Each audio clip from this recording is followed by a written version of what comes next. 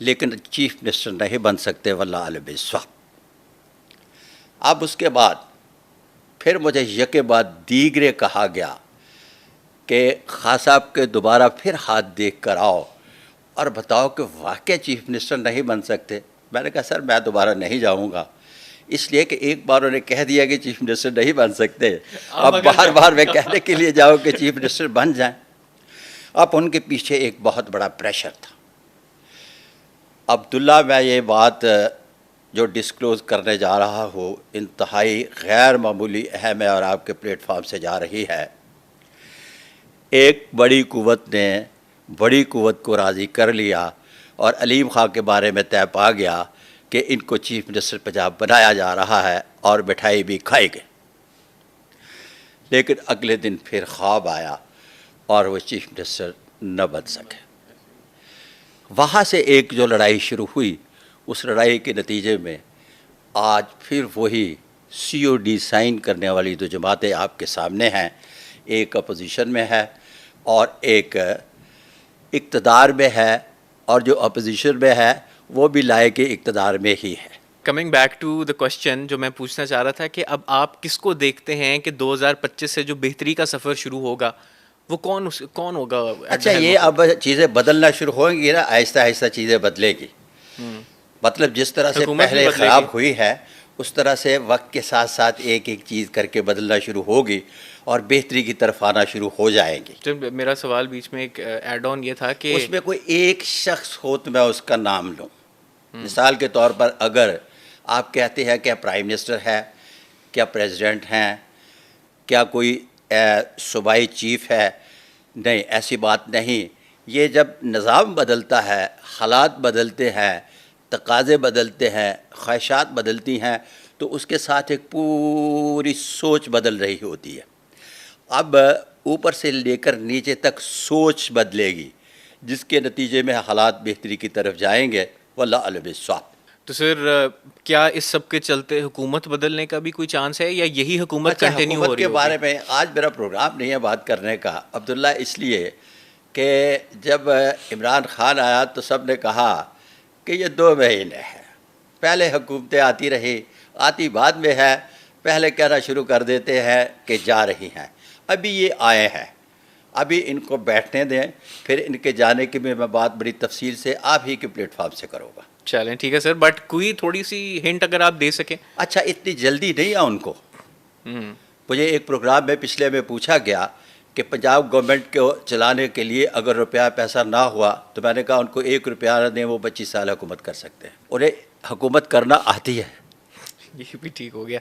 तो सर अब इसका मतलब हरगिज़ ये नहीं कि इमरान खान लफ्ज़ जो है मुझे गालियाँ दें, मैंने बात की है। तो सर आपने बताया था कि आपने इमरान खान साहब का भी हाथ देखा हुआ है और आपने बहुत सी प्रेडिक्शंस इनके जो आगे करियर में होने वाली थी चीज़ें उनके मुतालिक आपने की थी। अब आप कोई देखते हैं कि खान साहब को किसी किस्म का रिलीफ मिलेगा? ज़रूरी नहीं कि हुकूमत में आने की ही बात हो, बट जो इस वक्त उनके हालात चल रहे हैं। अच्छा, इस तरह से है कि इमरान खान बुनियादी तौर पर चूँकि पॉलिटिशियन नहीं है, सेलिब्रिटी है। सेलिब्रिटी जो होती है उनको बार्गेनिंग करना नहीं आती। पॉलिटिक्स में बार्गेनिंग करने के लिए PTI में मासूम शाह महमूद कुरैशी के अलावा एक भी आदमी नहीं है। PTI में पॉलिटिक्स बड़ी अजीब सी हो रही है। एक आदमी कहता है प्रोग्राम तो बढ़ गया, अब वो जितनी भी कहानी है प्रोग्राम तो बढ़ गया के खाते में चली जा रही है। उनको पता नहीं कि उनके यहाँ 200 मुकदमा बन चुका है, उनकी तारीख पेशियाँ भी लगेंगी, फ़र्द जुर्म भी आयद होगी, उसके ट्रायल भी होंगे, नेगोशिएट किस तरह से करना है, कौन बार एसोसिएशन में क्या जाना है, चैम्बर ऑफ कॉमर्स को किस तरह से एंगेज करना है, पब्लिक को किस तरह से एंगेज किया जाएगा, वो तो किसी के पास भी नहीं है। वो तो प्रोग्राम बढ़ गया, वैसे चले गया सारे का सारा। तो सर आपको खान साहब के फ्यूचर में कोई डील होती नहीं नज़र आ रही? खान साहब की मुझे फ्यूचर में कोई बहुत बड़ी डील होती नज़र नहीं आती। यहाँ मैं लफ्ज़ बहुत बड़ी डील की बात कर रहा हूँ। छोटी मोटी हो सकती है, छोटी मोटी डील हो सकती है। उसकी वजह क्या है? उसकी वजह यह है कि यहाँ लोग हालात व वाक़यात को ज़्यादा देखकर मद्देनज़र रखते हुए बात करते हैं, जिनमें शायद मैं भी हूँगा। हर बंदे ने कहना शुरू कर दिया कि ख़ातून अव्वल जो हैं वो इनकी वो पता नहीं कौन सी गवाह बनेगी या इसके बाद इनसे तलाक ले लेगी। जब पाकिस्तान के सारे नजूमी पामिस्ट पक्के हो गए इस बात पे, तो चूँकि उनके हैंड प्रिंट मेरे पास थे तो मैंने कहा नहीं, ऐसी बात नहीं, अब कि वो वफ़ा करेंगे। इसी तरह से खान साहब के भी हैंड प्रिंट मेरे पास है, तो उनकी लकीरें मोटी, हथेली गहरी और बुनियादी तौर पर हार्ट लाइन मन मौजी बच्चों वाली है।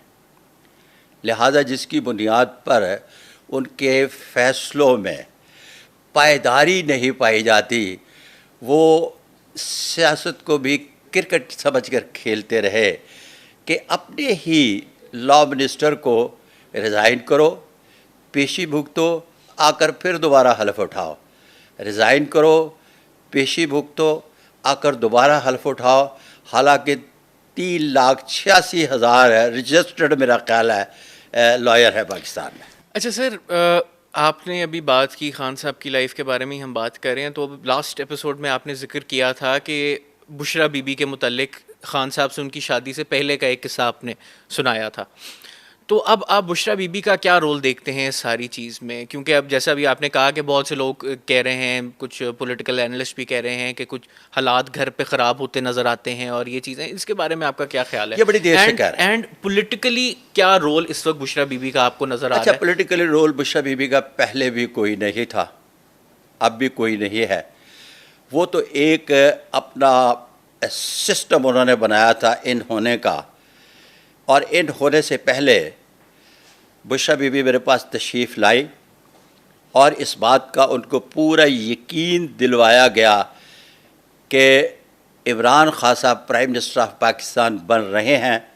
उसके बाद शादी आपने दिलवाया ये यकीन? इसी तरह से यकीन दिलवाया जिस तरह से मैं और अब्दुल्ला आमने सामने बैठे हैं, फिर उसके बाद शादी हुई। तो सर ये मैं अगेन, आपने ये यकीन उनको दिलवाया था? इसी तरह से जिस तरह से मैं और अब्दुल्ला आमने सामने बैठे एक दूसरे को कह रहे हैं। सर मैं तो आपको मान गया हूँ, आपकी जो लास्ट एपिसोड की प्रेडिक्शंस थी, जिस तरह से हुकूमत बनी है, जो आपने कहा था, मुझे याद जो बात आपकी इस वक्त है, आपने कहा था कि मैं किसी एक बंदे को मेजॉरिटी लेता नहीं देख रहा, मगर मुझे इन सब के जो है ना वो सितारे चमकते नजर आ रहे हैं, मरियम नवाज, बिलावल भुट्टो, आसिफ जरदारी।